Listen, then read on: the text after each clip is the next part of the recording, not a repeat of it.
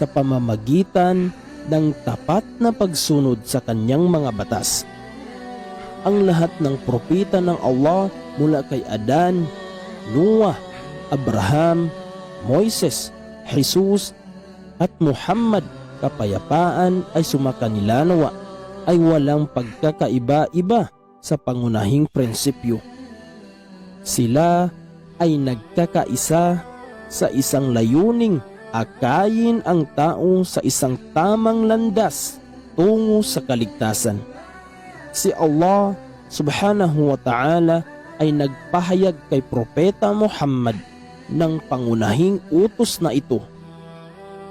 Mababasa natin sa Surah Az-Zumar, Kabanata 39 sa talatang 11 hanggang 12. Kul inni umirtu an a'budallaha mukhlisan lahuddin wa umirtu li an akuna awwalal muslimin.